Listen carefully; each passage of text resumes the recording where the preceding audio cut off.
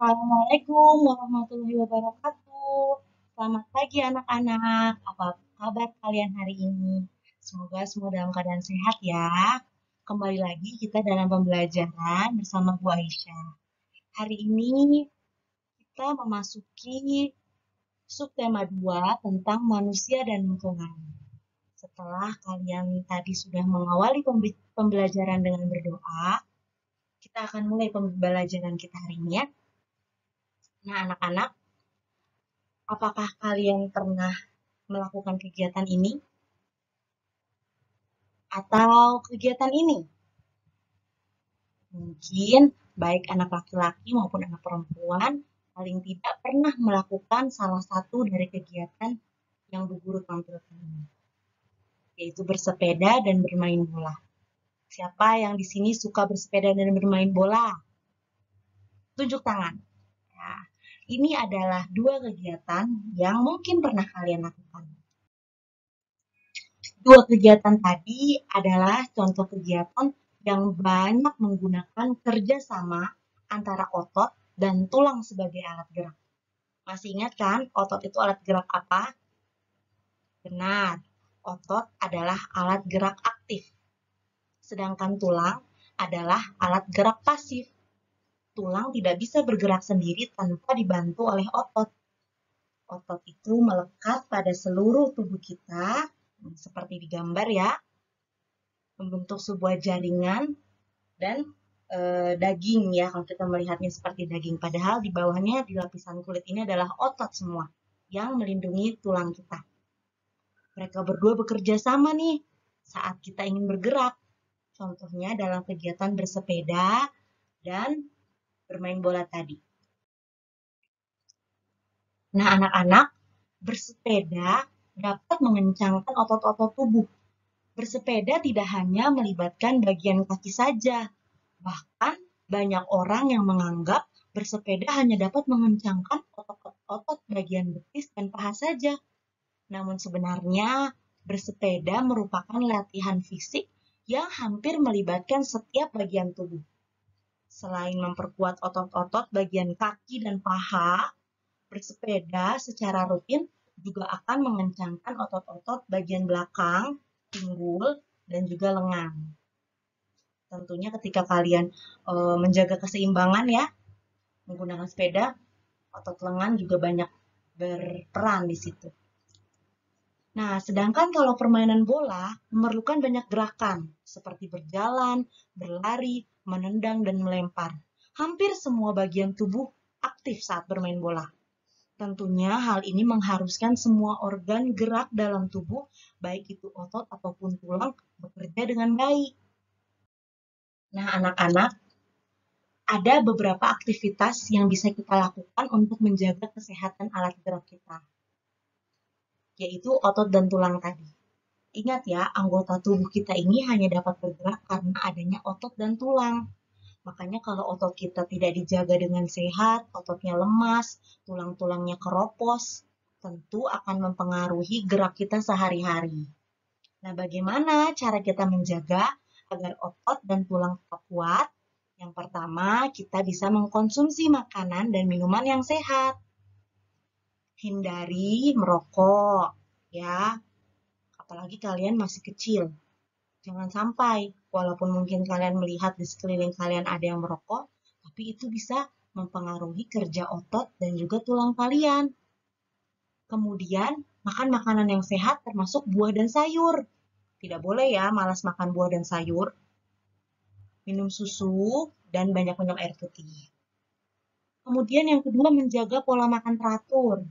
Nah, jadi dalam satu piring itu harus ada karbohidratnya, ada vitaminnya, ada mineral, yang sumbernya dari makanan-makanan yang kita konsumsi. Makanan sehat yang baik untuk pertumbuhan tulang dan otot antara lain susu, daging, sayur mayur, dan telur. Nah, mumpung nih kita masih dalam suasana Idul Adha. Pasti banyak daging kan di rumah kalian? Ya walaupun cuma sedikit, ngerasain lah ya insya Allah. Nah, dimakan daging-daging itu ya, yang dibuat oleh ibu kalian. Karena ternyata daging-daging itu bermanfaat untuk tubuh, terutama tulang dan otot kita. Selanjutnya, nah, tulang sebagai alat gerak manusia itu punya fungsi atau kegunaan. Yang pertama, untuk menopang tubuh. Jadi agar tubuh kita nggak letoy, ya bisa berdiri dengan tegak, ditopang oleh yang namanya tulang. Bayangkan kalau badan kita nggak ada tulangnya, kita ini cuma seonggok daging, ya kayak daging-daging kurban itu, ya nggak bisa berdiri tegap, meletot-meletot karena nggak ada tulangnya. Daging yang ada tulangnya ya udah begitu juga aja, nggak sempurna karena sudah dipotong-potong. Jadi salah satu fungsi tulang pada kita adalah menopang tubuh. Yang kedua, memberi bentuk tubuh. Ada yang bahunya lebar, itu berarti tulang di bagian bahunya juga lebar. Ada yang badannya tinggi, ada yang badannya pendek, ada yang pinggulnya lebar, dan lain sebagainya. Itu bentuk-bentuk tubuhnya juga dipengaruhi oleh tulang kita. Dan yang ketiga, tempat melekatnya otot.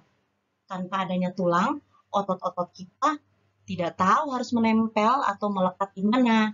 Jadi, tulang ini tempat untuk menempel atau melekatnya otot-otot kita. Nah, tulang itu terbagi-bagi. Berdasarkan bentuknya, dia terbagi menjadi dua, tulang pipih dan tulang pipa. Sesuai dengan namanya ya, tulang pipih ini berarti bentuknya pipih atau tipis gitu. Ya, kayak gepeng. Nah, contohnya adalah tulang telapak tangan dan tulang rusuk. Ya. Terus ada juga tulang pipa, bentuknya seperti pipa, bulat-bulat gitu, bulat-bulat memanjang gitu. Nah, contohnya adalah tulang paha dan tulang lengan. Nah, kemudian kalau berdasarkan zat penyusunnya, tulang itu terbagi menjadi tulang rawan dan tulang keras. Kalau tulang rawan itu tulangnya lembek, ya. Kalau kita makan ayam tuh kadang ada tulang rawannya. Dia warnanya juga lebih bening daripada tulang biasa. Nah, kalau di tubuh kita contohnya adalah tulang telinga. Coba kalian pegang telinga kalian deh. Lembek-lembek gitu ya. Padahal ada tulangnya, tapi tulangnya tulang rawan. Selain di telinga, di mana lagi coba tulang rawan? Cari tahu ya. Kemudian kalau tulang keras, contohnya tulang tengkorak di kepala kita yang melindungi otak. Itu ya anak-anak. Kemudian, nah coba kalian perhatikan gambar ini. Ini adalah gambar kerangka tulang kita ya, rangka tulang kita. Di sini ada rangka tulang tangan, ini tulang tangan, dan tulang kaki. Ternyata tulang tangan dan tulang kaki ini juga terbagi-bagi lagi namanya, tergantung letaknya di mana, ya. Dan nanti ada fungsi-fungsinya juga. Ada tulang lengan atas, dia di atas ya, di lengan bagian atas. Tulang pengumpil, tulang hasta, tulang telapak tangan, dan sebagainya. Di tangan maupun di kaki. Jadi seluruh anggota tubuh kita ada tulangnya ya, dan tulang itu punya nama-nama tersendiri. Kita akan hafalkan nanti nama-nama tulang tangan dan tulang kaki ini menggunakan lagu. Bu Guru akan kasih contoh lagunya di grup WA, kalian silakan menghafalkan dan mencoba menyanyikannya ya, dengan gerakannya. Ya, gerakannya bagaimana? Gerakannya sambil nyanyi, sebutkan nama-namanya sambil tunjukkan letak-letaknya. Ini sesuai gambar ini ya. Oke, pasti bisa insya Allah. Nah, kalau kita tadi udah belajar tentang tulang, hari ini kita juga akan belajar tentang gambar cerita pada cover. Tentu kalian masih ingat ya, kemarin kita juga udah belajar tentang gambar cerita atau gambar ilustrasi.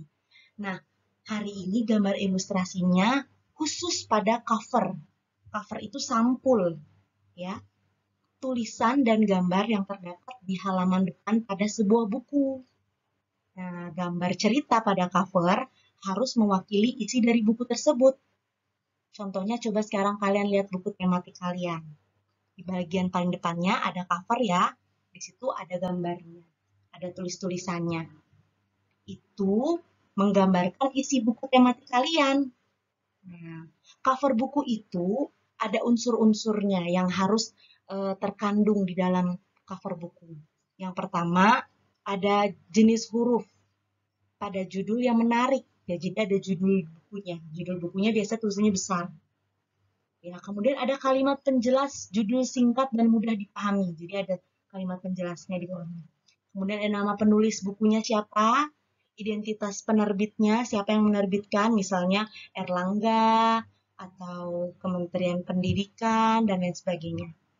Kemudian gambarnya, ada gambarnya biasanya yang menarik dan sesuai dengan isi buku. Kemudian ada sinopsis. Sinopsis itu seperti ringkasan. Ringkasan tentang isi buku biasanya ada di cover bagian belakang. Dan yang terakhir ada identitas buku pada punggung buku, ya. Nah, kita lihat. Ini dia contohnya, ya. Ini contoh buku, judulnya Cerdas dan Bugar. Nah, ini ada judul buku. Judul bukunya Cerdas dan Bugar. Nama penulisnya di sini siapa nih? Priyanto dan Marianto ya. Nah, di sini tertulis nama penulisnya. Terus di sini ini punggung buku yang biasanya kalau kita lihat bukunya dilipat ya di pinggirnya itu. Di punggung buku ini ada identitasnya, ada judulnya lagi ya. Nah, di sini ada kalimat penjelas judul. Penjasorkes untuk SD atau MI kelas 4. Ini penjelasnya ya. Kemudian ada gambar. Nah, karena tentang penjasorkes, kalau kita mengenalnya PJOK ya. Jadi gambarnya gambar sedang berlari olahraga. Gambarnya sesuai dengan judulnya. Kemudian identitas buku nih di belakangnya ada mungkin harga bukunya, ya, tanggal diterbitkannya, tahunnya dan lain sebagainya. Kemudian ada nama penerbit. Nih yang menerbitkan Pusat Perbukuan Kementerian Pendidikan Nasional. Ini bagian cover depannya ya. Cover belakang tidak terlalu ramai. Seperti itu. Nah, hari Bu Guru ingin kalian melakukan beberapa kegiatan. Yang pertama, nyanyikan lagu nama-nama tulang dengan gerakannya. Nama-nama tulang yang Bu Guru maksud yang tadi sudah kita pelajari sedikit ya, tentang tulang tangan dan tulang kaki. Rekam dalam bentuk video. Kemudian yang kedua, menggunakan internet, carilah fungsi-fungsi tulang pada tabel di buku tema 1 halaman 68. Nanti kalian cek di situ ya. Tinggal kalian isi fungsi-fungsinya apa saja.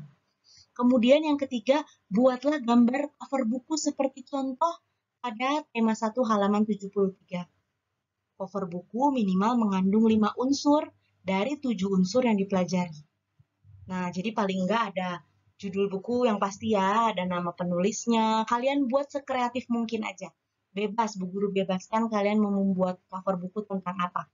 Misalnya mau membuat cover buku cerita apa, atau buku pelajaran apa, bebas. Buat aja sekreatif kalian, gambarnya juga sesuai kemampuan kalian aja. Di gambarnya, cover bukunya ini di kertas HVS atau buku gambar ya, supaya lebar. Dan dikumpulkan paling lambat besok, jadi masih ada waktu untuk kalian mengerjakan. Kalau ada kesulitan, silahkan jangan ragu-ragu tanyakan langsung ke Bu Guru. Semoga pembelajaran hari ini bermanfaat. Selamat belajar. Assalamualaikum warahmatullahi wabarakatuh.